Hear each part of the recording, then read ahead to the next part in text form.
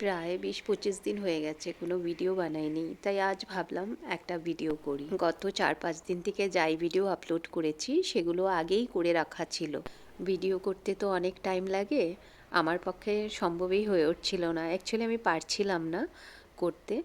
হয়তো অন্য কারো পক্ষে পসিবল হতে পারে, বাট আমার জন্য পসিবল হচ্ছিল না। এটা মায়ের জন্য ডালিয়া বানিয়েছি, আর আমাদের জন্য বানিয়েছি আলুর দম আর পাবদা মাছ। এই রান্না করেছি। হসপিটালের খাওয়া যেহেতু, তাই টাইমলি পৌঁছে দিয়ে আসি হসপিটালে খাওয়াটা।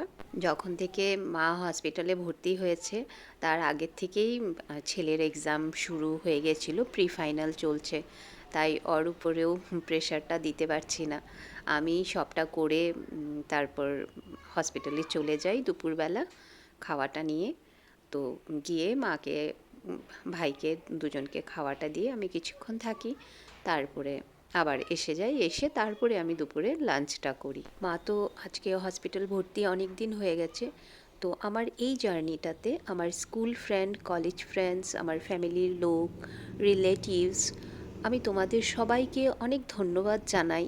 তোমরা সবাই তো আমার ভিডিও দেখো, তাই ভিডিওর মাধ্যমেই ধন্যবাদটা জানাচ্ছি যে এই সময়টাতে আমার পাশে ছিলে, আমাকে প্রতিনিয়ত ফোন করেছো, খবর নিয়েছো, সেই জন্য অনেক ধন্যবাদ। আর একটা ধন্যবাদ জানাই, এই যে ফেসবুক থেকে আমি যেই ভাই, দিদি ভাইদের, বোনদের পেয়েছি, আমি তাদেরও ধন্যবাদ জানাই যে তারাও সবসময় আমাকে ফোন করে, মেসেজ করে খবর নিয়েছে।